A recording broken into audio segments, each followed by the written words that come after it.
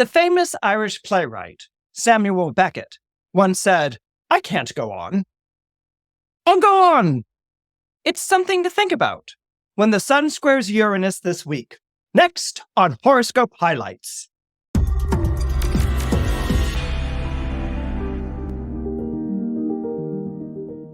Hi, everyone. My name is Laura. I'm the Director of Fulfillment here at Astrology Hub, and we're gearing up for something so special. The Health, Wealth, and Fulfillment Workshop Series featuring world-class astrologers Georgia Stathis, Judith Hill, and Michael Bryan. Combined, these teachers have over 100 years of experience. If you'd like to join as a student and learn some of the most hands-on techniques for bringing more health, wealth, and fulfillment into your life, join us at the waitlist at astrologyhub.com/workshop waitlist. Hope to see you there. Hello, my name is Christopher Renstrom. I'm your weekly horoscope columnist here on Astrology Hub. And this week, I wanted to talk to you about an interesting aspect that comes in 3 parts.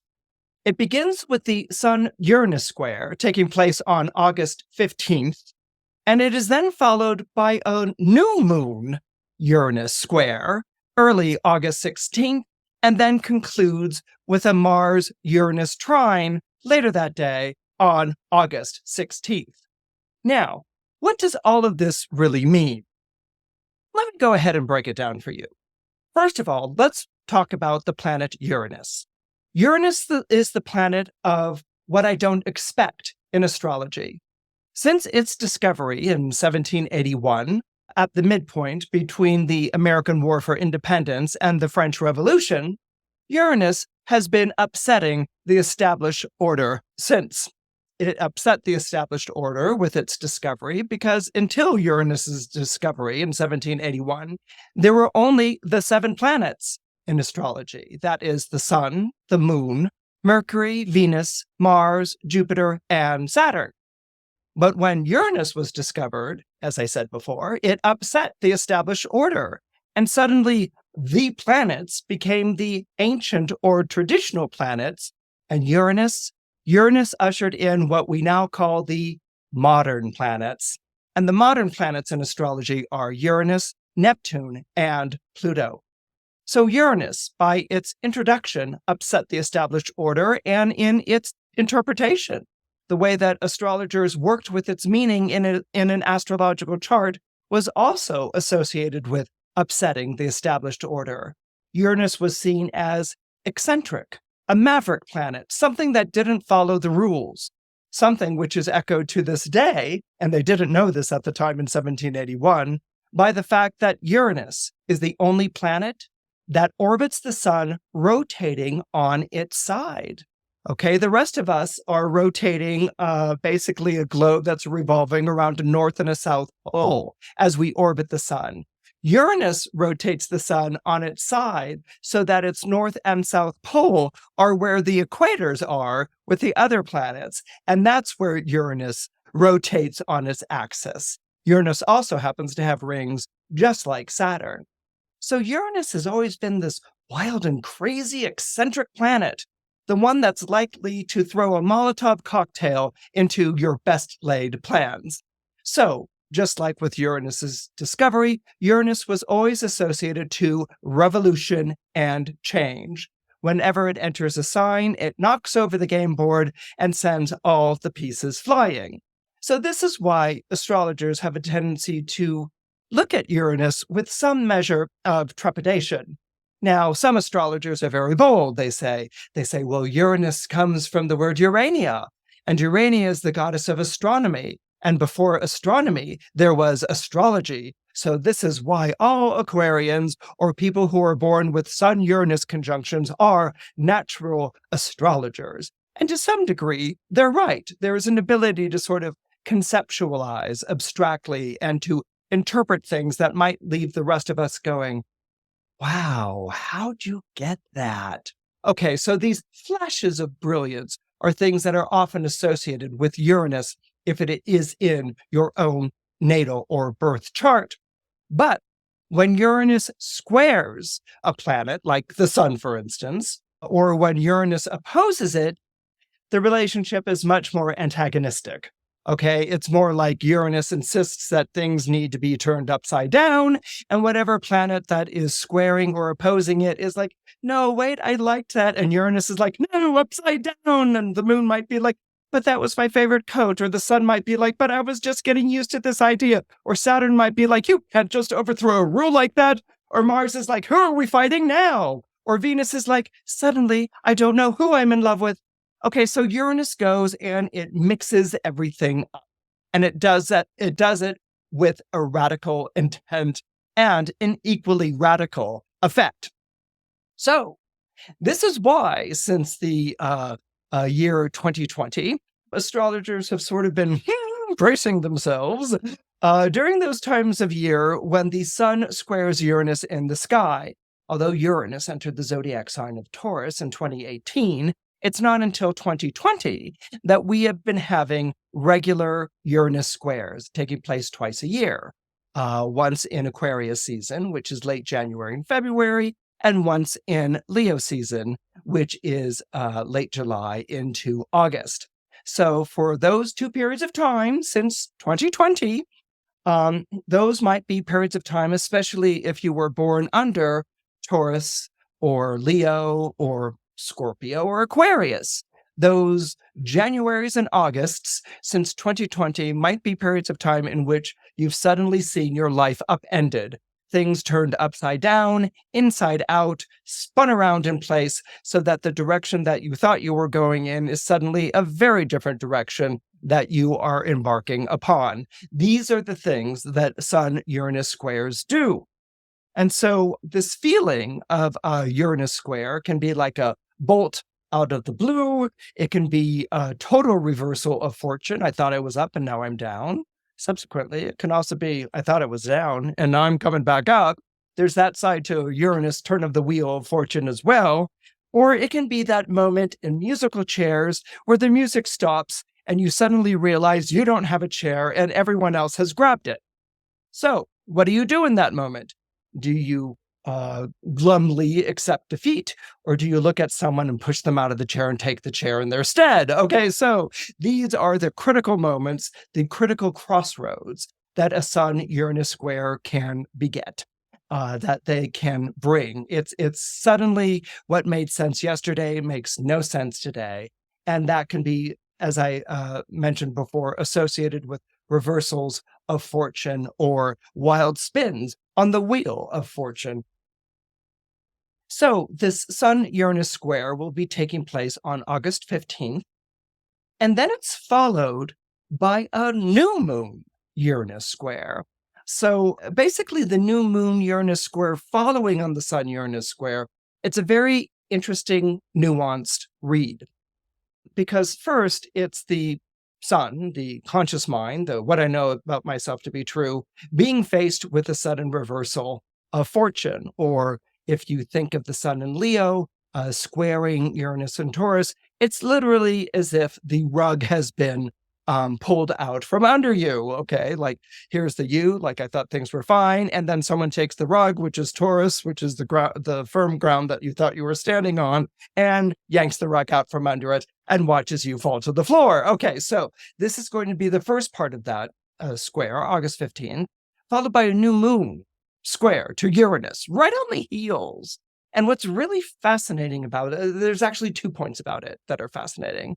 First is it's describing a volatile emotional reaction. Okay, so one can go through a wild spin on the wheel of fortune and be like, oh, that was exhilarating, or something like that. Yes, there are some of us in society who do react to changes that way.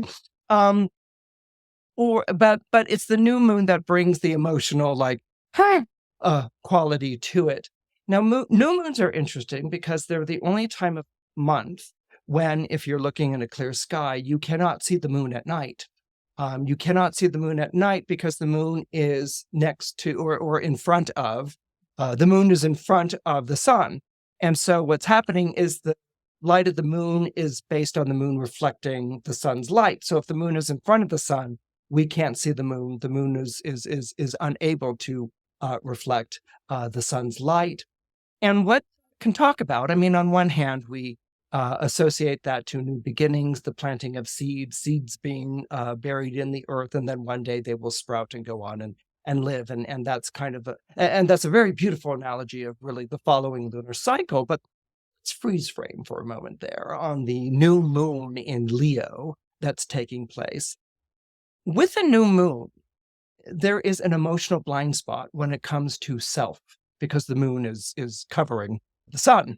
The moon actually takes precedence over the sun, and we actually see this in an actual solar eclipse where the moon will pass in front of the sun and block its light. But in a new moon, it's basically at the same place as the sun, and so it doesn't reflect light at night. What that means is that there's an emotional blind spot, and that this can lend itself to lack of impulse control when it comes to the emotional life, that one can have a very powerful reaction to what's going on, an urgency that's associated to that reaction, and a feeling that it needs to be expressed immediately, particularly if it's a new moon in Leo, Leo being a fire sign. Fire signs believing in the absolute necessity of expressing what one feels constantly 24/7 and at the top of their lungs with bold letters and exclamation points. Okay, so there can be this very powerful and will be a very powerful emotional reaction. So whatever the square portends, it will be an emotional one, and it will be a very powerful one. It may have to do with home or hearth or family, and certainly one's feeling of security or placement in the world. Like I believed this to be true, and suddenly the rug has been pulled out from underneath me, and I'm in free fall, or I'm running for a chair and the music's turned off. And am I really going to like leave the game, or am I going to like find somebody that I can throw out of the chair? Priscilla, she looks smaller than me, and she's a whiner and a complainer. No one will be put out if I throw Priscilla out of her chair and take it. Okay, so it might bring that kind of like mercenary moment there, or impulse in one. Okay, and so this might be collecting in its energy or in its force. But what's interesting here is that there is a beginning following a radical shift or a radical twist. And what that leads me to believe is whatever the upset on August 15th, it's not a complete surprise. It's something that you've probably been suspecting or anticipating or waiting for, and maybe even putting off. Okay, maybe even sort of like, yes, I know that this day will come, this day of reckoning will come, this day of confrontation will come, this day of upset will come, and I'm going to put it off because I'm not in a hurry to go and meet it. Many of us, when it comes to huge reckonings in our lives, aren't exactly, eager to race on forward and meet it head on. We might put it off or see what we can do to get out of it, or look around for a loophole or an escape clause, or maybe someone to hide behind, something like that. So, or maybe we put our head in the sand like an ostrich. But there's a I knew this was coming flavor to this, and then it hits. It's kind of like the wave crashing against the shore. It hits on that August 15th, but yet the planets quickly pivot. Okay, so without the third part of the aspect that I will be describing, it would have just hit and you would have been laid low, and Priscilla would have said, "You are not throwing me out of this chair. Get away, he's trying to cheat." Okay, and you would have glumly left. Okay, so that would have happened, but because it pivots very quickly on that new moon with the Uranus square, so it's almost like, here's a surprise revelation, and here's another twist to counter your surprise revelation. Okay, because the two luminaries are squaring it at the same point, but they're going to absorb that information or react to that information very differently. The sun's going to have a very different reaction to a Uranian square than the moon will. Okay, so it's almost kind of like, here's your rude awakening, and I'm going to counter that with a surprise twist. Okay, so this is going on. And then what emerges out of this is Mars moving into a trine position to Uranus. Now, I'm going to sound a little technical here, so I hope I don't bore you too much, but But all of this is happening at the 23rd degree. In other words, the sun squares Uranus at 23 degrees. So it's the sun's at 23 degrees Leo, Uranus is at 23 degrees Taurus, and they square at 23. The new moon, it's 23-0 actually. The new moon is at 23:17 minutes. Okay, so it follows that. And so that's the counterpunch or the counter reaction to the original flip. It could be a flip back or a flip toward or a flip away. And then you've got Mars at 23 degrees Virgo trining this Uranus at 23 degrees Taurus. And what happens here is that Mars changes the character of Uranus.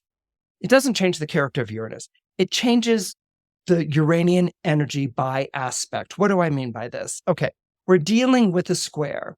A square is combative or conflicted or embattled by nature, okay? Because all squares, whether they involve the planet Mars or not in a chart, in an astrological chart, all squares are of the nature of Mars. So this is why squares are combative or angry or about struggle. And a square between planets is literally one planet trying to get the upper hand over the other planet. There's a struggle of like anything I know. That's a square. Okay. Okay. So arm wrestling. That's what I'm looking for. I just had to act it out first. What is this? Arm wrestling. Okay, that's what I'm looking. Arm wrestling between the planets. That's what's going on in a square. But then this is very quickly picked up curiously by Mars, which is a combative planet. But Mars is trining Uranus. So out of what could be a disastrous upset or horrible or how am I going to live upset comes this idea of a new beginning, which is immediately picked up by Mars trining Uranus, which is involved in that square. So in other words, what we're being assured of by the stars is that something is taking over that's going to move this energy in a more positive or constructive direction. How do we know it's positive? It's a trine. All trines are positive. How do we know it's constructive? The trine is taking place between two earth signs.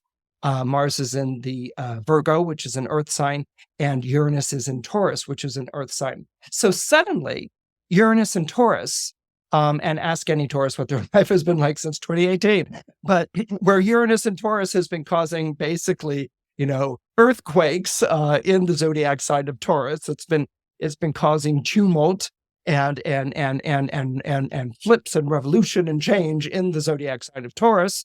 And Taurus doesn't like those things. Taurus wants things to be stable and secure, and it doesn't like living next to basically a firehouse with the fire engines going, like sirens whirring at 5:30 in the morning, which is kind of like what it's like to have Uranus in your sign if you're a Taurus, signaling another change or another radical shift in direction or reversal of fortune. Uranus, when it trines Mars, becomes more benevolent. It becomes benign. Instead of being the planet of revolution, which is overthrowing things, Uranus becomes the planet of revelation, which is this idea of suddenly the clouds parting and being able to see that there actually is a plan to what feels like haphazard changes and developments in my life. So when this trine takes place, it's also really important in the way that it keys off the Mars. Uranus is in the zodiac sign of Taurus, right? And so, we're going to do, Uranus is in the zodiac sign of Taurus. We're going to put it right over here, okay? And then Mars is in the zodiac sign of Virgo, okay? So Mars in Virgo is in front of Uranus and Taurus. All you have to do is think of zodiacal order, all right? Uranus is in the zodiac sign of Taurus. Mars is in the zodiac sign of Virgo. Mars is ahead of Uranus in Taurus, okay? It's ahead of it, okay? Uranus is racing to catch up to Mars, and it's not going to catch up to Mars in Virgo, but Taurus is behind Virgo if you think of a calendar year. Okay. Virgo, which we associate with August, is after May, which we associate to Taurus. So Mars is after Uranus in Taurus. So it's ahead of it. And what happens here is that Uranus then, because of the trine, becomes supportive of Mars's energy. All right. It's going to support Mars in doing what Mars wants to do, which is to, win the battle in Virgo. And Mars in Virgo, as we spoke about a few weeks ago, is very much about workers and labor and unions and things like that. So, around the time that Mars entered Virgo, I think was the beginning of the writers' strike in Hollywood, and you've got writing with Virgo, which is Mercury ruled, which is the planet of scribes. And, so you just don't mess with workers or laborers when Mars is in Virgo, okay? Because they're going to mess you up back, okay? So that's what's going to happen. They're united and they're standing firm. Okay, so Uranus is behind that. And so Uranus is pushing that energy forward. It's pushing the Mars forward in a constructive way. That would not necessarily have been the case had Uranus been in front of Mars, okay? Then Mars is trying to catch up to Uranus, and that's a whole different astrological prediction that I'm not going to bother you with today. But it's because Uranus is behind Mars, Uranus in Taurus is behind Mars in Virgo, that it's kind of like a coach. Think of it as a coach that says, okay, you're ready to go and play in the big leagues now. You yourself might be like, no, I'm not ready to play in the big leagues now. I don't feel ready for this. I don't feel prepared. There's much more training I need to do. I can't possibly. And the coach basically pushes you in at the deep end of the pool, or it's like being pushed out of the nest. It's when the mother bird, sort of kicks the baby bird out of the nest and says, it's time for you to go. Okay, so this is what the Uranus-Mars trine is going to do. So there may have been this event. There may be this event that takes place, which leaves you oh my goodness, something stable, something I relied upon, something I thought was always secure has fallen away in my life. The rug has been pulled out from underneath me. I don't know what I'm going to do, And then there may be an emotional response to it, which is do something, don't just sit there petrified, do something, throw Priscilla out of that chair, do something, and so it's what am I going to do? And then all of a sudden, there's going to be this feeling of, where you're saying, I can't go on. I'm not up to it. I'm not up to the task at hand. I can't possibly step up to the plate. There's going to be this shift in your energy, which will be I can go on. I can step up to the plate. You might not know exactly where that's coming from. Don't think about it too much, but you might all of a sudden be infused with a courage or bravado or I can do this. Remember Mars and Virgo, we can do it. Okay, I can do this. And what was looking like it was going to be a debacle or even a catastrophe actually becomes not only a moment of opportunity, but it becomes a chance to really prevail or to show yourself off, show that you can really do what you're being pushed into doing, not by choice, but now that you've been kicked out of the nest or thrown to the wolves or whatever, you have to deal with all of this. And because Uranus is in Taurus and it's trining Mars and Virgo, you're going to find yourself not only very up to the challenge, but very capable of moving forward in your life. So much so that this might actually turn into a blessing in disguise. And now that you've been kicked out of the nest, you may finally spread your wings and fly and ultimately soar. I hope you enjoyed this week's episode of Horoscope Highlights. Please don't forget to comment, like, and subscribe. Your support means a lot. See you next week.